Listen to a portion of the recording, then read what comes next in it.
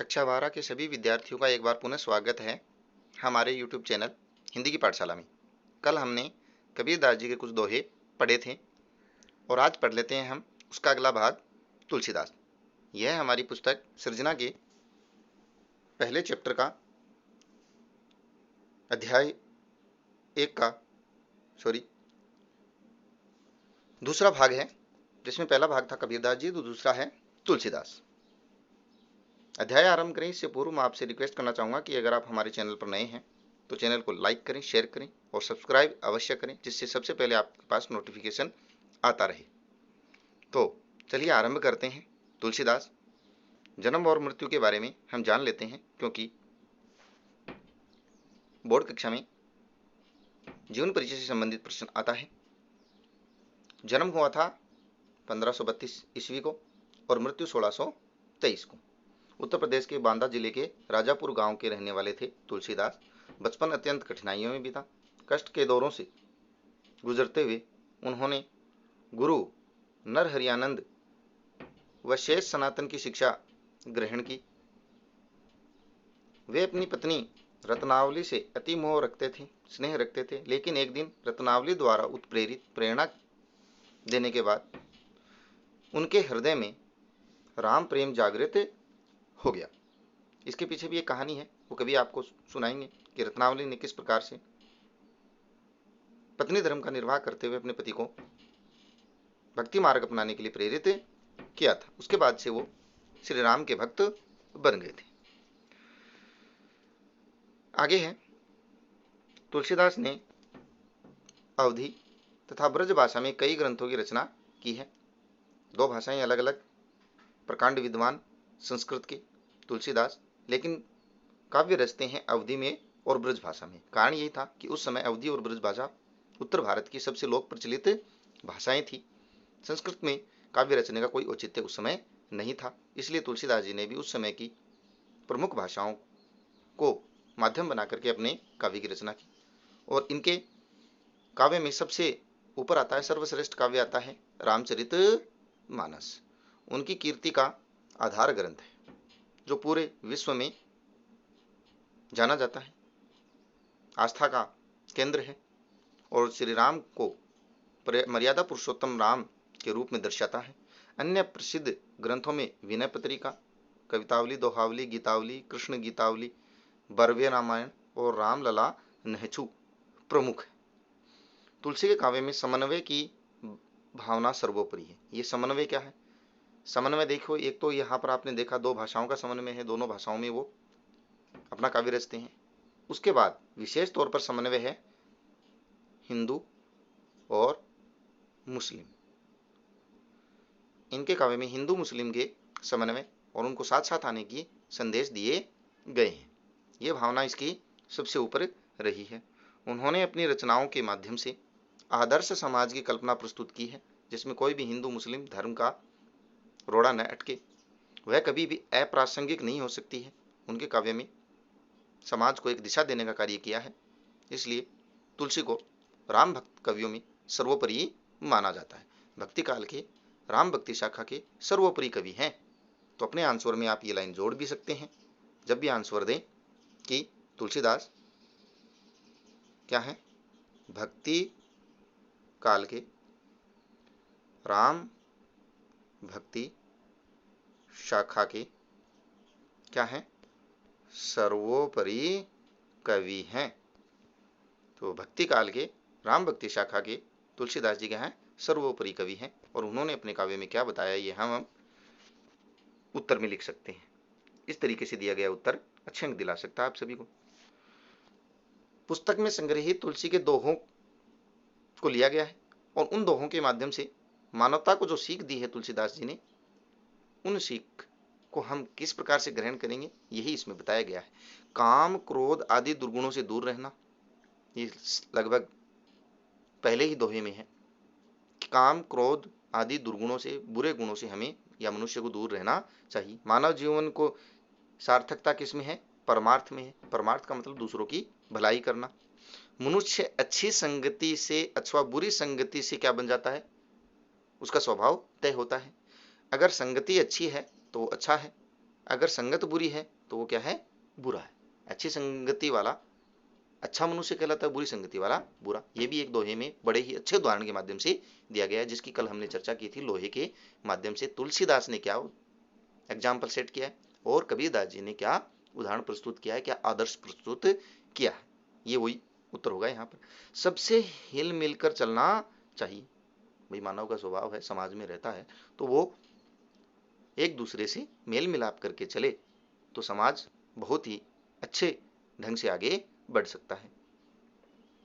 अगला है, वक्त प्रतिकूल हो तो मौन रहना क्या होता है, सबसे अच्छा काम होता है। मनुष्य का अगर समय खराब चल रहा है तो उसे क्या रहना चाहिए, मौन, चुप रहना चाहिए। उससे उसकी कई मुसीबतें क्या हो सकती हैं, समाप्त हो सकती हैं। बुरे समय में धीरज, धर्म, विवेक, साहित्य, साहस और सत्यव्रत व परमात्मा पर क्या रखना चाहिए, भरोसा रखना चाहिए। इसी प्रकार के जीवन मूल्य उन्होंने अपने इन दोहों में दिया है। तो आइए चर्चा कर लेते हैं। उनका पहला दोहा है, काम क्रोध मद लोभ रक्त ग्रहासक्त दुख रूप ते किमि जानहि रघुपति ही मूढ़ भये मूढ़ परे भव कूप। भव यानी संसार, कूप यानी कुआं, मूढ़ यानी मूर्ख। मूर्ख लोग संसार रूपी कुएं में गिरे रहते हैं। रूपक अलंकार है, ये भी आप याद कर सकते हैं, लिख सकते हैं। तुलसीदास को रूपक अलंकार बहुत ही प्रिय था और उसमें भी सांग रूपक बहुत ज्यादा प्रिय था। तो कवि क्या कहते हैं, तुलसीदास जी क्या कहते हैं कि मूर्ख लोग एक संसार रूपी कुएं में गिरे रहते हैं। कैसे, कैसे लोग जो काम क्रोध मद अर्थात अहंकार, लोभ लालच में रत रहते हैं, जीवन भर लिप्त रहते हैं। रत यानी लिप्त। जो अपने जीवन में काम क्रोध मद लोभ आदि तुच्छ दुर्गुणों से ग्रस्त रहते हैं, लिप्त रहते हैं, वो लोग क्या होते हैं, मूर्ख होते हैं और संसार रूपी कुएं में घिरे रहते हैं। ते वे लोग, ते यानी वे, किमि कैसे, वे कैसे जान सकते हैं, रघुपति ही श्री राम के महत्व को कैसे जान सकते हैं, क्योंकि वो ग्रहासक्त अर्थात परिवार के मोह में फंसे रहते हैं और उनके दुखों को ग्रहण करते रहते हैं। तो ये बात समझ में आ गई होगी। मैं दोबारा बता देता हूं कि वे लोग जो काम क्रोध मद लोभ जैसे तुच्छ भावनाओं से, तुच्छ दुर्गुणों से घिरे रहते हैं और सांसारिक पारिवारिक मोह माया में रह करके दुख उठाते रहते हैं, ऐसे लोग क्या कहलाते हैं, मूर्ख कहलाते हैं और वो संसार रूपी सागर में गिरे रहते हैं। वे भगवान श्री राम के महत्व को थोड़ा भी नहीं जान पाते और इस संसार रूपी कुएं में दुख उठाते हैं। आशा है ये समझ में आ गया होगा। आगे चलते हैं। कहिबे कह रचना रची। कहिबे मतलब कहने के लिए अर्थात बोलने के लिए, बोलने के लिए रचना अर्थात जिह्वा, रची बनाई। भगवान ने, ईश्वर ने, प्रभु श्री राम ने बोलने के लिए क्या रची है, रचना अर्थात जिह्वा बनाई है। और सुनबे कह किए कान, सुनने के लिए क्या बनाए हैं, कान बनाए हैं। धरिबे कहें, धारण करने के लिए चित्त बनाया है। धारण करने के लिए क्या बनाया है, चित्त यानी हृदय। हित सहित अपने हित सहित अर्थात धारण करने के लिए क्या बनाया, चित्त बनाया, हृदय बनाया। तो अपने हृदय में अपने हित की, अपने कल्याण की बातें हैं, विचार हैं, वो अपने हृदय में धारण करने चाहिए। परमार्थ ही सुजान, सज्जन व्यक्ति होते हैं वो परमार्थ, परमार्थ मतलब दूसरों की भलाई, दूसरों की भलाई के लिए ही सज्जन लोग अपना जीवन व्यतीत करते हैं। तो दोबारा देख लेते हैं क्या कहते हैं। कहने के लिए जिह्वा बनाई, मनुष्य के बोलने के लिए वाणी दी, सुनने के लिए कान दिए, और कल्याणकारी बातों या शिक्षाओं को या विचारों को धारण करने के लिए क्या दिया? चित्त दिया। इन सभी अंगों की सार्थकता इसी में है कि मनुष्य इनका उपयोग सबसे श्रेष्ठ कार्य आत्म कल्याण में ही करे, मनुष्य के कल्याण में ही वो करे। सांसारिक विषयों के उपभोग में इनको नष्ट न करे। किनको? रसना को, कान को, हृदय को बुरे विचारों में न लगाए, बल्कि अच्छे विचारों में ही लगाए। अगला है हमारा तुलसी भलो सुसंगते पोच कुसंगति सोई। तुलसीदास जी कहते हैं भलो यानी अच्छा, सुसंग मतलब अच्छी संगति से, अच्छी संगति से मनुष्य भला कहलाता है, अच्छा कहलाता है। पोच यानी बुरा, बुरा मनुष्य कब कहलाता है? जब संगति क्या हो? बुरी हो, बुरी संगति कुसंगति। तो बुरी संगति वाला बुरा कहलाता है और अच्छी संगति वाला क्या कहलाता है? भला मनुष्य कहलाता है। उदाहरण दिया है, क्या उदाहरण दिया है? नाव, नाव मतलब नाव। किन्नरी, वीणा, एक प्रकार की वीणा होती है। तीर, तीर यानी बाण। असी, तलवार। अब इन सभी में क्या होता है? लोहे का प्रयोग किया जाता है। बिलोकुहु यानी देखना, लोई यानी नेत्र। लोग अपने नेत्रों से देख लेते हैं कि तलवार और वीणा, सॉरी बाण, वीणा और नाव, इन चारों चीजों में लोहा लगा हुआ होता है, लेकिन नाव का लोहा और वीणा का जो लोहा है वो प्रशंसा प्राप्त करता है। नाव मनुष्य को तैराती, अपने मार्ग पर पहुंचाती है, वीणा मधुर संगीत बजाती है, लेकिन तीर अर्थात बाण में लगा हुआ लोहा मनुष्य की हानि करता है, जीवन हरण करता है। और तलवार भी जो लोहे की बनी होती है वो भी मनुष्य का जीवन हरण करती है। तो संगति का प्रभाव है कि नाव के लगा हुआ और वीणा के लगा हुआ लोहा तो प्रशंसा प्राप्त कर जाता है, और वही लोहा तीर अर्थात बाण के लगा हुआ हो और तलवार से बना हुआ हो, या तलवार जिस लोहे की बनी हो वही लोहा अगर नाव में लगे प्रशंसा प्राप्त करे, और तलवार के रूप में हो तो बुराई प्राप्त करता है। तो नेत्रों से हम लोग लोहे को आसानी से देख लेते हैं। इसलिए इस लोहे के माध्यम से कवि ने उदाहरण दिया है कि मनुष्य भला संगति से प्राप्त करता है और बुराई कुसंगति से प्राप्त करता है। नाव और वीणा का लोहा प्रशंसा प्राप्त करता है और बाण और तलवार का लोहा बुराई प्राप्त करता है। तो चलिए आगे बढ़ते हैं। नेक्स्ट, तुलसीदास जी कहते हैं, क्या कहते हैं? राम कृपा तुलसी सुलभ, गंग सुसंग समान, जो जल पिरे जो जन मिले, कीजे आप समान। क्या कहते हैं? देख लीजिए। राम की कृपा, श्री राम की कृपा, तुलसीदास जी कहते हैं सुलभ, जितनी आसानी से मिल जाती है उतना ही मनुष्य का भला होता है। और वो किसके समान है? गंगा के समान है, अच्छी संगति वाला। क्या? राम की कृपा। राम की अगर दया मिल जाए तो हम गंगा के समान आसानी से प्राप्त होने वाले और भलाई वाले मनुष्य बन सकते हैं। कैसे? जो जल परे, जल यानी पानी, किसका पानी? गंगा। गंगा के पानी में जो जल मिलेगा किसके समान हो जाएगा? गंगा के समान पवित्र हो जाएगा। जो जन मिले, और जिस जन को, जिस मनुष्य को राम की कृपा, राम का सत्संग, राम की भक्ति मिल जाएगी, वो भी कल्याणकारी मनुष्य, अच्छा मनुष्य, सत्पुरुष मनुष्य बन जाएगा। कीजिए आप समान, अर्थात गंगा और राम की कृपा दोनों का क्या है? एक ही स्वभाव है। गंगा अपने जल में मिलने वाले को गंगा के समान क्या बना देती है? पवित्र बना देती है उस जल को, उस पानी को, जो किसी भी प्रकार का हो। उसी प्रकार राम की कृपा, राम का सत्संग, राम का भजन कितने भी बुरे मनुष्य को अपने समान बना लेता है अगर वो राम की कृपा में आता है, राम के आश्रय में आता है। तो चलिए आगे बढ़ते हैं।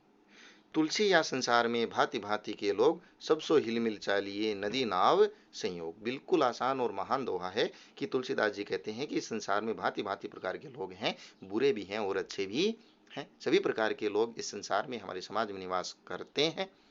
इसलिए हमें सबसे हिल मिल करके, अर्थात प्रेम पूर्वक व्यवहार करते हुए चलना चाहिए, जैसे नदी और नाव। नदी नाव को कभी डुबोती नहीं है, तो नाव उसके ऊपर से आराम से चली जाती है। दोनों का संयोग बड़ा ही प्यारा होता है, बड़ा ही अच्छा होता है। इसीलिए हमारे जीवन में भी, हमारे समाज में जैसे भी लोग रहते हैं, उनके साथ हिल मिल करके बड़े प्रेम पूर्वक हमें आगे जीवन में बढ़ना चाहिए। तो नदी नाव के माध्यम से कवि ने क्या बताया है? हिल मिलकर चलने का, समाज में प्रेम पूर्वक व्यवहार करने का संदेश दिया है। आगे वाले दोहे में तुलसीदास जी कहते हैं कि जब समय बुरा हो तो मनुष्य को मौन रहना ही आवश्यक है। बुरे समय में, खराब समय में मनुष्य को बोलना नहीं चाहिए, वरना समय और खराब आ सकता है। तुलसीदास जी कहते हैं कि तुलसी पावस के समय, पावस यानी वर्षा ऋतु, वर्षा ऋतु के समय धरी धारण, धारण कर लेती है। कोकिलन, कोयल क्या धारण कर लेती है? मौन, चुपचाप, चुप्पी धारण कर लेती है कोयल। तो कोयल अर्थात सज्जन पुरुष बुरे समय में क्या धारण कर लेते हैं? मौन धारण कर लेते हैं। तो कोयल का मौन वर्षा ऋतु में धारण करना हमारे को संदेश देता है कि अगर सज्जन मनुष्य है तो बुरे समय में मौन धारण करना ही बेहतर है। अब तो दादुर बोल ही, जैसे वर्षा ऋतु में क्या बोलते हैं? दादुर, दादुर यानी मेढक, मेंढक। तो कोयल नहीं बोलती है पावस ऋतु में, वर्षा ऋतु में क्या बोलते हैं? दादुर बोलते हैं, मेढक बोलते हैं। हमें पूछे ही कौन? वो जानती है कि अब समय दादुरों के बोलने का है, हमारे को कोई नहीं पूछेगा। इसलिए उस समय को वो कोयल आसानी से बिता देती है, चुप रह करके, मौन रह करके, और मेंढकों को बोलने देती है। इसीलिए हमारे जीवन में भी अगर बुरा समय चल रहा हो, विपरीत समय चल रहा हो, तो हमें मौन धारण कर लेना चाहिए, चुप रहना चाहिए। वो समय बीत जाने पर आपका अनुकूल समय आएगा, तब आपको बोलना चाहिए। हाथ आशा है बिल्कुल अच्छी से समझ में आ गया होगा। अगला है तुलसीदास जी क्या कहते हैं? असमय के सखा धीरज धर्म विवेक। तुलसीदास जी कहते हैं बुरे समय में मित्र होते हैं। सखा यानी मित्र, कौन? धैर्य, धर्म और विवेक। ये तीनों चीजें बुरे समय के लिए क्या होती हैं? मित्र। धीरज, धर्म, विवेक के अलावा मनुष्य को साहित्य यानी साहित्य, अच्छा साहित्य, साहस यानी वीरता, और सत्यव्रत, सत्यव्रत मतलब सत्य पर भरोसा, हमेशा सत्य का हमें सहारा लेना चाहिए, सत्य पर अडिग रहना चाहिए, और साथ में राम का भरोसा। तुलसीदास जी कहते हैं असमय यानी बुरे समय में मनुष्य के सबसे बड़े मित्र होते हैं धीरज अर्थात धैर्य, धर्म उसका खुद का धर्म, विवेक और अच्छा साहित्य, साहस और सत्य पर विश्वास, और श्री राम का भरोसा। अगर ये आपके मित्र के रूप में साथ में हैं तो बुरा समय आसानी से व्यतीत हो जाएगा। इसलिए बुरे समय में अपने धैर्य को, अपने धर्म को, अपने विवेक को, अपने साहित्य को, अपने साहस को और अपने सत्यता के विश्वास को और भगवान राम को कभी भी भुलाना नहीं चाहिए। उनको हमेशा अपने जीवन में स्थान देना चाहिए। इनके बल पर, किनके बल पर?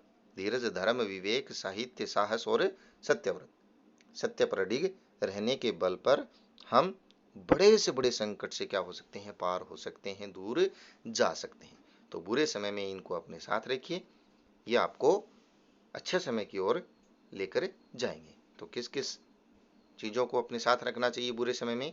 धैर्य, धर्म और विवेक, साहित्य, साहस और सत्य पर एकनिष्ठ भरोसा, साथ में श्री राम पर भरोसा, अपने इष्ट पर, अपने भगवान पर भरोसा। ये आपको बुरे से बुरे समय से निकाल कर ले जाएंगे, बड़े से बड़े संकट को क्या कर देंगे? समाप्त कर देंगे। तो आज हमने तुलसीदास के दोहे पढ़े और ज्ञानपरक बातें जानी। आशा है ये सभी आपको समझ में आए होंगे। कोई परेशानी हो, कोई समस्या हो, कुछ पूछना हो तो कमेंट बॉक्स में कमेंट जरूर डालें। आज के लिए बस इतना ही। धन्यवाद।